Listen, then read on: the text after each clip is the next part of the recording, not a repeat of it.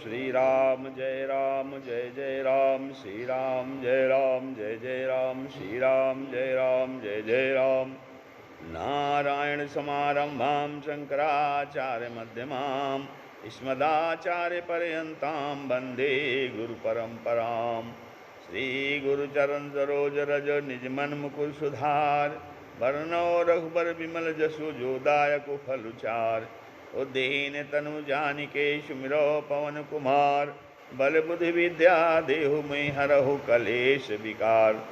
श्री ओम श्री सीतारामचंद्राभ्याम नमो मा महेश्वराभ्याम नमो श्री एकादश की दक्षिणेश्वर हनुमते नमः। नारद भक्त सूत के वर्णन में नारद देवर्षि नारद जी भक्ति के लक्षण बता रहे हैं। भक्त के लक्षण क्रम में अपना उन्होंने 26वें सूत्र में कहते हैं कि फल रूपत्वात् फल रूपा अस्ति अतोपि श्रेष्ठा। फल रूपत्वात् माने फल स्वरूप होने से श्रेष्ठा श्रेष्ठ है। भक्ति जो है फल स्वरूप होने से श्रेष्ठ है। भक्ति स्वयं फल रूप है, इस कारण सबसे श्रेष्ठ है। ज्ञानाभिमानी कहते हैं कि भक्ति साधन है और ज्ञान रूप उसका फल है, तो यह ठीक नहीं है, क्योंकि भगवद गीता में लिखा है कि अहंकारम बलम दर्पम कामम क्रोधम परिग्रहम विमिच्यो निर्ममः शांतो ब्रह्मभूयाय कल्पते। ब्रह्मभूता प्रसन्नात्मा न शोचति न कांक्षति समः सर्वेषु भूतेषु मद्भक्तिं लभते पराम। कहते हैं कि इसमें भगवान ने यह दिखाया है कि ज्ञान कर्म और योग रूप साधन से मनुष्य अहंकार बल दर्प काम क्रोध को त्याग कर निर्मल शांत ब्रह्मात्म ज्ञान युक्त परमानंद पूर्ण होकर शोक कामना आदि से रहित और सब प्राणियों में समदर्शी हो जाता है, तब भगवान की पराभक्ति को पाता है।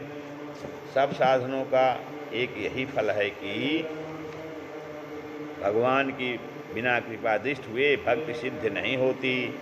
इस कारण भक्ति सब साधनों का फल रूप होने से सर्वश्रेष्ठ है। इसके आगे भगवान 27 देवर्षि नारद जी 27वें सूत्र में आगे कहते हैं कि ईश्वरस्याप्यभिमानी निषित्वात् दैन्य प्रियत्वाच्च। ईश्वरस्याप्यभिमानी निद्वेषित्वात् दैन्य प्रियत्वाच्च। कहते हैं ईश्वरो अपि अभिमानी द्वेष्टा दैन्य प्रिया अतोपि भक्ति श्रेष्ठत्वम।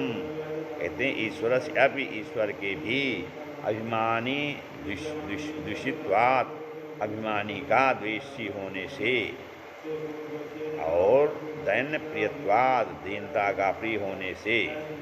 आगे कहते हैं कि समझाते हैं कि कर्म योग और ज्ञान के साधन काल में साधक के चित्त में उन साधनों का अभिमान होने पर उस अभिमानी से परमेश्वर प्रसन्न नहीं होते हैं।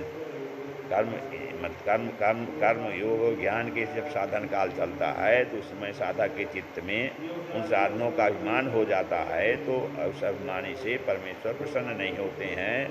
भगवान तो एकमात्र दीनों के बंधु पतियों के उद्धारकर्ता और निर्धनों के सर्वस्वधन हैं, वह अभिमानी के कोई नहीं हैं। ठीक यही है, जिनको अपने साधनों का भरोसा है उनको वह क्यों पूछेंगे। जो स्त्री अपनी सुंदरता और हजारों के द्वारा धनोपार्जन करती है उसको पति क्यों पूछे। जो बालक स्वतः अपनी जीविका कर लेने का अभिमानी है उसकी ओर माता पिता का ध्यान क्यों होगा। जो सेवक अपना निर्वाह स्वतः ही कर लेने का अभिमानी है उसके स्वामी को क्या चिंता। विशेषकर परमेश्वर जैसे स्वामी को जिसको सदा दीन ही प्यारे हैं उसके सामने तो जब सब साधनों को छोड़ अनन्य भाव से कहोगे कि सर्वसाधनहीनश्च पराधीनश्च सर्वथा पापापीनश्च दीनस्य कृष्णेव गतिर्मम। कहते हैं कि सर्वसाधनहीनस्य पराधीनस्य सर्वथा पापापीनस्य दीनस्य कृष्णेव गतिर्मम।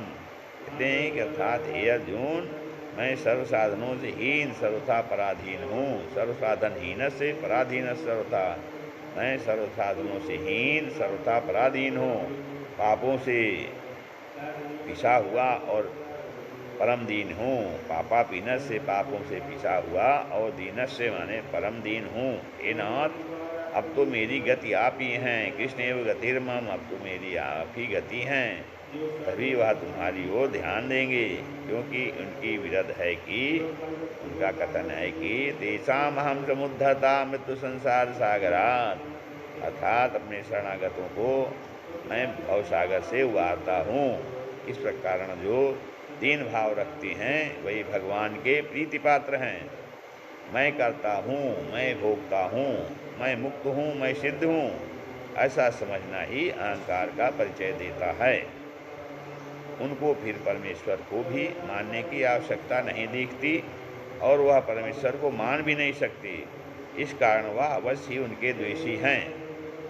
जो परमेश्वर के विद्वेषी हैं वे उनके प्रिय पात्र कभी नहीं हो सकते, किंतु उल्टे वह असुरों में ही गिने जाते हैं। जो असुर स्वभाव के होते हैं उनके हृदय में ही वैसे अभिमान का उदय होता है। जब तक यह अहंकार विनष्ट नहीं होता तब तक देह स्वभाव का उदय न होने से परमेश्वर का प्रीति पात्र नहीं हो सकता। दैन्य बुद्धि का उदय होने पर ही अहंकार का विलय होता है। अन्य साधनों की अपेक्षा न करके केवल परमेश्वर की कृपा को ही आत्मसमर्पण किए बिना इस दैन्य बुद्धि का उदय नहीं होता। कहते हैं कि किसी अन्य साधनों की अपेक्षा न करके केवल परमेश्वर की कृपा को ही आत्मसमर्पण किए बिना इस दैन्य बुद्धि का उदय नहीं होता। मतलब कि केवल परमेश्वर की कृपा को भरोसा करके आत्मसमर्पण करना चाहिए। निरपेक्ष भाव सहित शरणागति अहंकार को नष्ट करती है। वही शुद्धा भक्ति की एक अवस्था है। अतएव शुद्धा भक्ति सबसे श्रेष्ठ है। श्री राम जय राम, जय जय राम, श्री राम जय राम, जय जय राम, श्री राम जय राम, जय जय राम।